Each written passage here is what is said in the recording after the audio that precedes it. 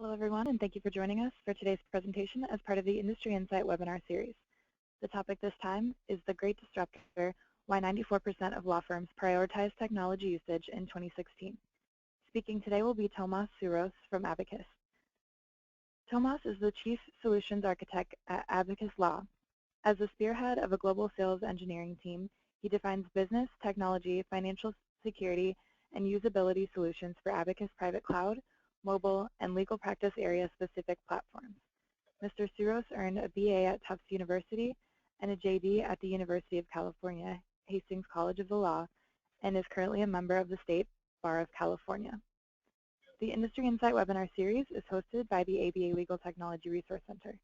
To stay updated on upcoming webinars or view previous videos, visit ambar.org/industryinsight. You can also stay updated on legal technology news through our blog, lawtechnologytoday.org. Thank you all for joining us today, and we'll now begin the webinar. Great, thanks. I just want to say thank you everyone for attending today, and without further ado, I'll get started. So one of the things I want to touch on first is to identify some current innovators that have had a disruptive effect, in some ways positive, and actually in many ways positive. I think Uber and Lyft, as far as kind of being able to very quickly, through a nicely designed app, get a ride anywhere you need to go, to the airport or out on the town, and a hopefully expected, but certainly a positive result of that has been early indications of a 14% decrease in DUI arrests in California, specifically attributed to Uber and Lyft and some of the other options, the easy options that can be used rather than getting in the car or behind the wheel after a night out. I think that's a disruptive innovation that has certainly shown some some positive results. Another one is Airbnb, which has created kind of a cottage industry of rented living spaces, either for business or personal travel. It's brought a lot of flexibility, or the ability to kind of exchange locations or find the type of space that you want to have during a visit to any foreign location or new city or town. It's become a good way to innovate kind of the overnight stay. And another one is Amazon, as big as it is, and Jet also, which is an upcoming competitor. It's created basically an online bazaar, with anything from pool toys to books to music to videos to clothing, you name it. It's highly competitive, and they even offer 1-hour delivery in many locations. So it's really transformed kind of shopping online and kind of connecting, or at least kind of minimizing the separation between the brick and mortar down the road and online, stores with basically unlimited inventory.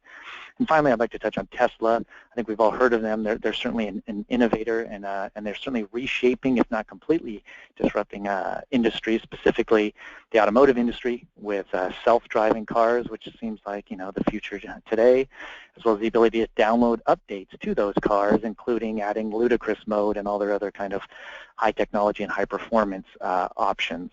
Also, their soon-to-be launched Gigafactory, with the ambitious goal of creating or producing batteries with 35 gigawatt hours, which is enormous. I mean, it basically equals all battery capacity that was manufactured in the entire year 2013. That single factory will be able to exceed it by 2020. So these are just some examples of, maybe familiar, but also disruptive innovators that I want to kind of touch on.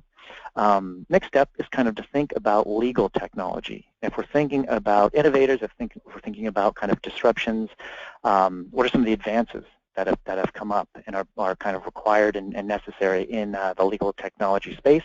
First one is kind of integration, the ability to kind of manage the large amount of information, especially now that we're creating documents and exchanging emails and really moving everything kind of the electronic space. The ability to kind of collect and amass all that information requires an integrated system where you can have access to it, you can have it nicely organized for you in some automated ways, and your communications are built into that. Like I mentioned, emails become kind of a de facto way for us to communicate.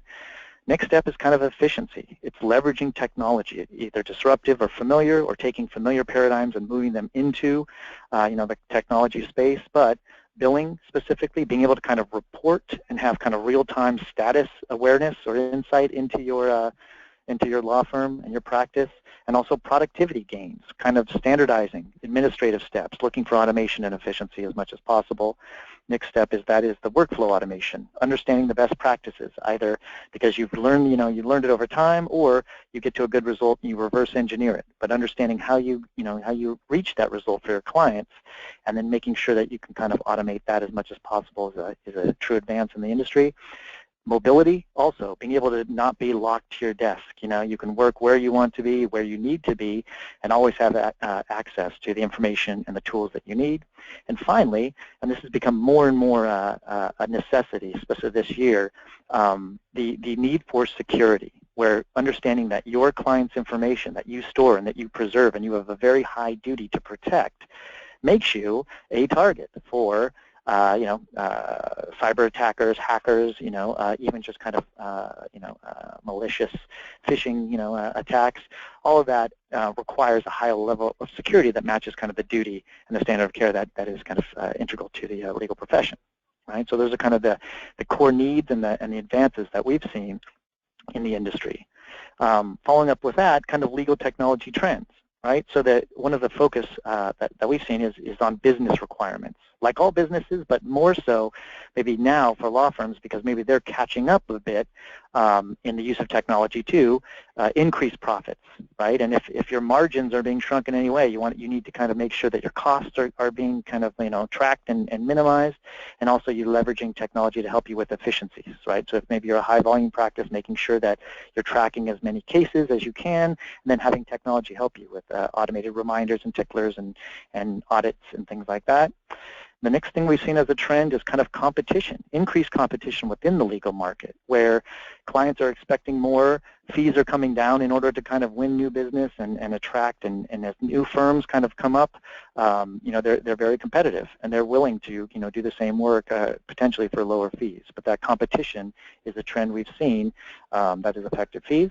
And next is kind of client services. And to kind of flip the script there, clients come to the firm expecting and anticipating collaboration, communication, status updates, but that is kind of it's difficult. It's more difficult to manage when you have maybe a higher volume of cases, or you are a solo or a mid-sized firm that leverages needs to leverage technology to meet those client expectations.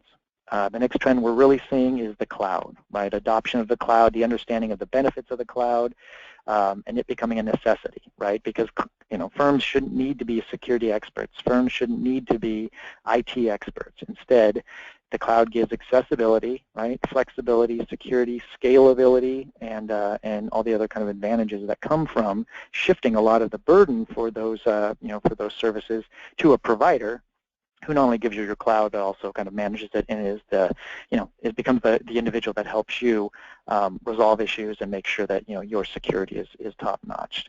And then of course another component of that is compliance requirements, both with kind of ABA opinions and other kind of acts such as HIPAA, for healthcare information, the High Tech Act, etc. Being able to make sure that you are in compliance with sometimes the changing compliance structures or new levels of compliance requirements that are released or that come up.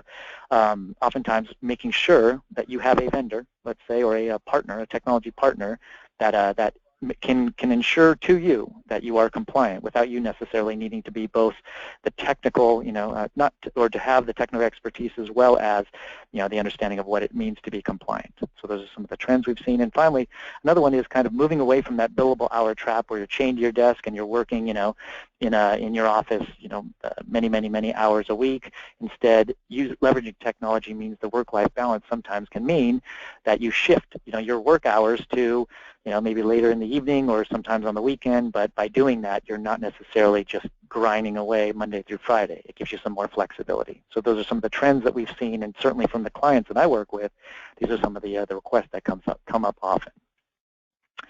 Okay, so the next step is to kind of identify some of the innovations, right, and some of these disruptions that have really come in and have been adopted, right? So if they disrupt the kind of known paradigms, the innovation is the advantages that they bring. And I touched on the legal cloud or cloud earlier, and legal firms, law firms, have been moving to the cloud it's an industry that's really had a personality or a kind of character that risk needs to be managed. There's certainly aversion to risk, and technology presented risks in the past because no one wanted to be the first one to adopt technology that wasn't tested, tried, and true over many, many years.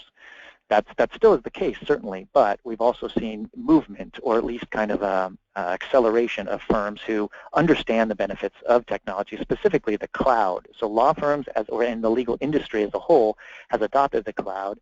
And for instance, in last year, 2015, 51% of firms embraced the cloud. Embraced means that they used it in some way. We compare that to 69% of non-legal businesses. So the legal industry and law firms of all sizes certainly lag behind to a certain extent, but that delta is less significant than the adoption of even email, let's say, or smartphones, or the things that maybe law firms in the past were much slower to adopt. And then finally, and this is an interesting statistic, 70% of cloud firms, or firms who have adopted the cloud, are satisfied and would stay there. And I think that's a pretty, that's what, 3 out of 4. It certainly shows that the cloud is a mature technology, and simply moving kind of the tools that a law firm would use into that cloud to create a legal cloud with maybe the higher level of compliance requirements and security encryption and so on. Those firms are finding true benefit, both from a cost perspective and the accessibility and a lot of the other tools that are kind of integral to the cloud experience. The next thing I wanted to touch on are kind of case management systems, and how there have been a flurry of activity and kind of advancement in what those tools and kind of suites of tools can provide to a law firm. It's not just your calendar anymore. It's not just document management or it's not just kind of accounting and billing. In many ways, those are kind of being woven together to create a start to finish kind of complete integrated solution to help manage the firm, one, as a business, and two, as kind of an informational store with accessibility and kind of collaboration tools, and then also being able to kind of report and pull insights, so that maybe if you have a growth plan, or if you're doing kind of marketing campaigns and CRM aspects in order to kind of win new business and repeat business, you have those tools at your fingertips. Right? So the accessibility and security, there are certainly economic benefits from the efficiencies gained and having an integrated system, the compliance, confirmations, and then the automation that can kind of happen where administrative steps are no longer required to have an individual kind of track it down and spend the time and effort, and the disruption of going and asking other individuals for the information they're looking for. Instead, there is a system that you can search within and kind of find information you're looking for quickly and easily. All right, so those are the two I'll kind of focus on. Another one, and I'll just briefly touch on this, is the e-discovery area. And this has come up in many instances, especially in the last, let's say, 3 to 5 years. What it really means is, as discovery has touched on email, archives, and just all documents that we're creating in electronic form, it's a significant amount of data. The whole kind of that area of the industry is considered big data. But within it, some of the disruptive and innovative tools include data analytics and machine learning, and these are kind of logarithmic searches that with kind of fuzzy logic that truly allow for the scouring of these significant data stores in order to kind of find the information that would be useful and necessary, let's say, during that e-discovery process. Also, the taking e-discovery both to the cloud and using technology to kind of leveraging technology to provide that e-discovery process. There's significant cost savings because you could scale up, an environment where, you have multiple firms and multiple, cities and states and so on, collaborate within that environment with, meaningful tools and shared resources, right? So those collaborative environments can be scaled up very quickly and in a cost-effective way with shared toolkits and the technology inherent within them. And then at the end of that process, they can, in essence, be disconnected. So it's a nice way to have that type of functionality and accessibility without it necessarily being a permanent environment. It allows you to kind of scale up and scale down as needed. Then finally, some of the other kind of innovations, the motivations for that, the disruptive innovations include, the recessions that have forced restructuring to a great extent of the legal industry. It meant that a lot of lawyers changed jobs. There was restructuring. There was downsizing. And then what I've seen with a lot of my clients is it led to an increase in new firms, either boutique firms or solos or small firms or mid-sized firms that were offshoots, let's say, of the restructuring that happened at many of the big law firms. So that was one of the motivating factors, and those new firms came out and they hit the ground running, and they needed kind of technology platforms starting from scratch. So in some ways they kind of provided a leap forward in adopting technologies that maybe hadn't been in existence when the original firm that they were at created their environment. So in some ways there was efficiencies gained and kind of quantum leaps forward in adoption of new technologies. Also, the flip side of that is firms were required to kind of assess their operations and really search for efficiencies in order to kind of maintain profits and apply the kind of client services they needed. And also, there's constant new attorneys, newly minted attorneys entering the workforce, and as a whole, they're more technology literate, and they expect mobility, they expect accessibility, and they expect the information to be at their beck and call, regardless of kind of what device they're using and where they might be, including the expectation of there's two sides of that coin, but certainly there's a 24/7 connectivity mindset now, where smartphones and tablets and laptops and data on the go means that some of the innovations have come from giving you the ability to bill on the go and access documents and record your time and do all the things you need to, regardless of where you may be at that moment when you perform the work. All right. So some of the concerns with that I hear a lot from firms who may be moving to the cloud. 86% of firms view security as a cloud challenge. And some of the threats inherent in that are unauthorized access to environments, hacking, and insecure interfaces that might allow malfeasance and access to client information. So those are a couple of the main concerns. Really comes down to security.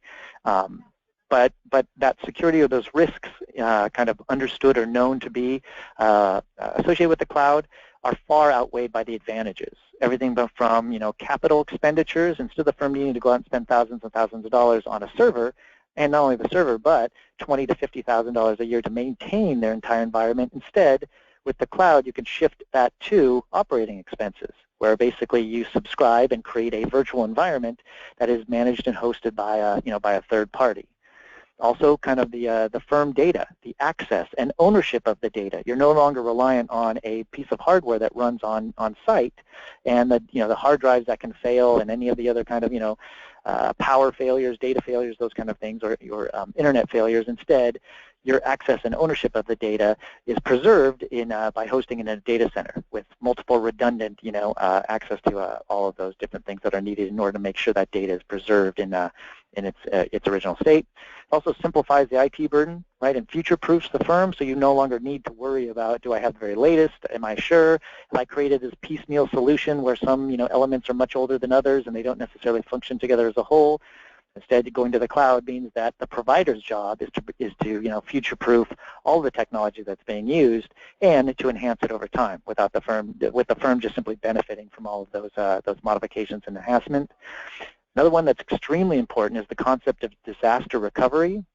But I bring that up in really with the kind of positive aspect of it being business continuity, where should your firm, for whatever reason, say there's a fire, a flood, or a tornado, something like that, the actual office could be destroyed, let's say in a worst case scenario. But being in the cloud means your data and your desktop, your virtual desktop, is preserved for you, and the next moment you have to connect with any device that is up and running means that you're right where you left off, and everybody else in the firm can have that same kind of peace of mind, knowing that should there be a disaster, you're up and running, and it's more than just the backup of your data. Instead, you are back in business and have ongoing kind of business continuity, which I think is a tremendous advantage over having an on-prem install and relying on hardware in that environment that can fail, right, or be damaged. Also, kind of the proactive maintenance of it, where it's not kind of reacting to something not working and the disruption involved with that. Instead, you have a team that's monitoring your cloud 24/7, and then the backup aspect we touched on, where it's fully redundant across multiple geographic areas, and you're back up and running, and as soon as you can find the next machine that works, that is up and running. All right, so building on that cloud idea, there's the concept of the public cloud, which is shared, databases and shared drives across global data centers. Examples are kind of Amazon Web Services and Microsoft Azure, Dropbox, etc.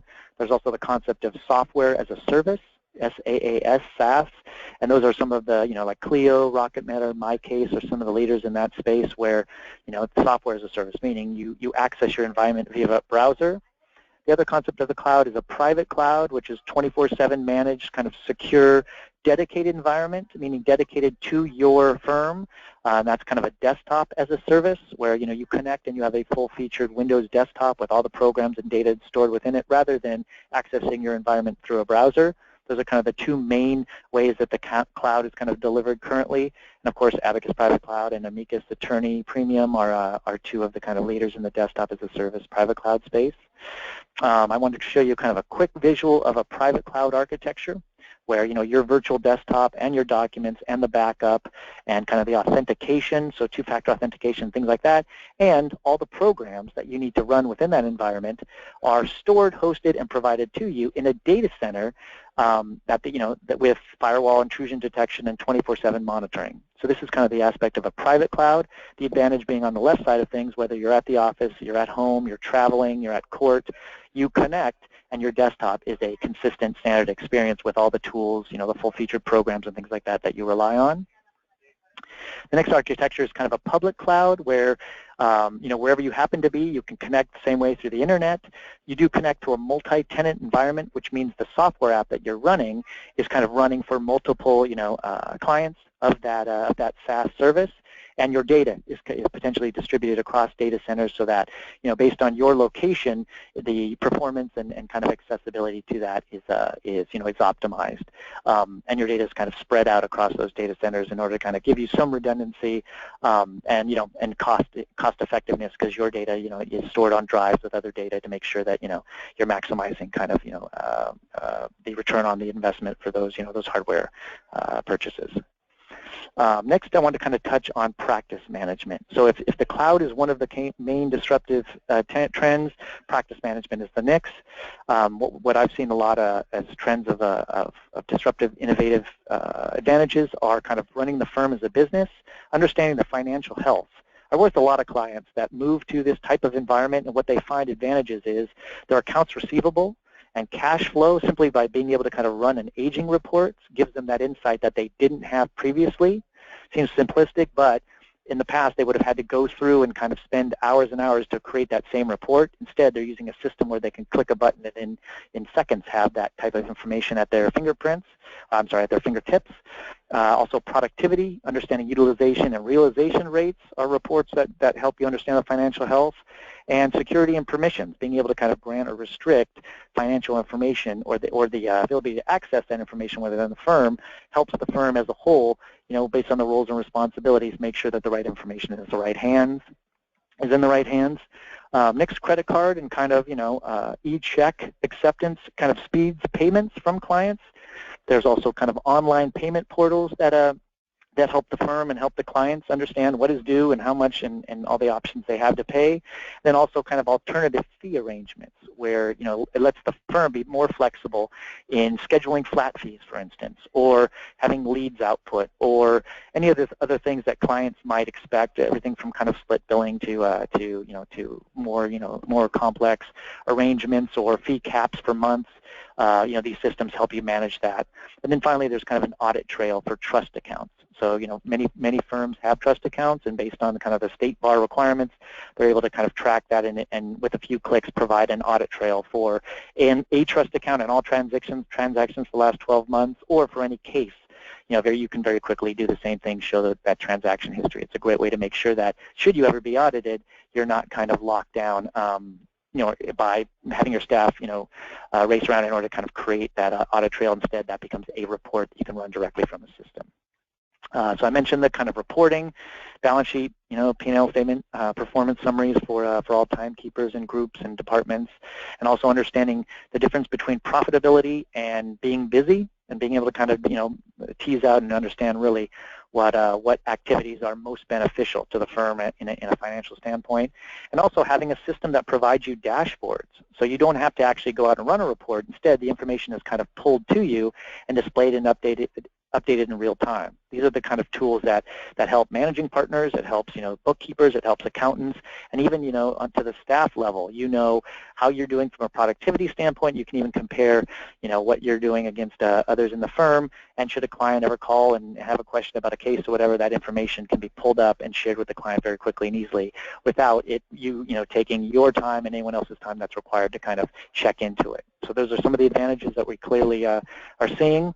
Also at the core, right, it's centralized case and matter management with CRM, kind of client relationship management tools, everything from, new business, referral business, being able to kind of send out, holiday cards or birthday cards. Those are the kind of things that really help, keep your firm's name and reputation, kind of maintained and strong with all of your clients.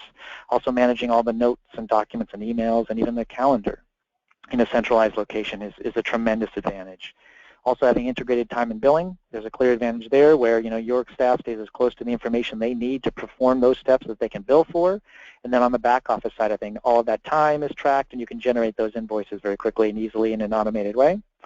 Also, another thing that can't be overstated are calendar rules. And that's the ability to take either court deadlines to track them or the ability to standardize like the firm's best practices and apply those consistently and accurately with the calendar proactively managing that, and then through a tickler system reminding and making sure that no one is ever surprised by a deadline. Everyone knows what needs to happen today, tomorrow, and maybe even a year from now. Right? And we've seen a lot of our clients receive malpractice insurance discounts or credits because they're using a system like this where they're leveraging technology to manage, all of those kind of moving parts for all the different cases they need and being able to kind of track it on a case-by-case and a client-by-client basis. And also document management, that can't be overstated, where all the electronic documents that are being created now, making sure that you have a central repository that's backed up, who has access to them, you're managing kind of permissions on a granular level, and you're doing, version control and being able to kind of manage that on a document-by-document level. It truly helps the firm gain efficiencies from using information that maybe you entered into the system once, and then you're able to kind of access and insert into documents multiple times without needing to retype or copy and paste. Also, email management. This has become extremely important because we heard from many of our clients that there are silos of information that are created because my inbox in my interfacing and sending and receiving messages with clients can vary from my staff and managing partners and so on. That creates silos of information where we're not all privy to those same messages that are in my inbox versus someone else's inbox, right? So in order to kind of remove those separations between the information, you need to kind of consolidate and share that information so everyone has access to the information both as an archive and then being able to kind of use it in a meaningful way to help manage the information and meet the client's expectation. And also kind of encryption for secure communications is becoming one of the technologies that's vitally important. And then the last one maybe I'll touch on also for communication and collaboration and actually meeting client expectations is the ability to share online information, have clients, send you documents, you be able to kind of deliver to them the very latest kind of update in an online environment where it doesn't require you to step away from what you're doing and explain it to the client or give them an update or your staff do that. Instead, you can have an online, presence, let's say, or a site that's secure, but also provides that very specific information that you want to share with the client and then they have access to 24/7. So, that kind of in a nutshell is a description of some of the innovative disruptions that have really come to bear and will continue in the next 2 to 3 years and plus, right? So the legal cloud, which is something that the ABA last year said that within the next 5 years, 90% or plus, more than 90% of all firms will be in that environment because they're in the business of practicing law. They're not in the business of being security experts. They don't know, how to protect themselves in the best way. They'll rely on someone else to provide both the cloud, to protect it, to manage it on a daily basis, and to update it over time. So within 5 years, 90% plus of firms will be in the legal cloud. And it's, for core understanding of the proactive monitoring, the security expertise, and the way that it shifts kind of the IT requirements to another, vendor whose specialty is providing that. And then the other real innovative disruption is the case management systems and how they've been growing, the different kind of versions that you can have, the different types of clouds that you can kind of leverage. It gives you your case and client status, all that information and nicely organized at your fingertips. It allows you to create kind of workflow, both the automation of administrative kind of deadline tracking and the firm's best practices. And finally, it really gives you a comprehensive ability to control all the information and all the communications and provide it or organize it and deliver it in kind of a way that ensures and enhances collaboration throughout the firm.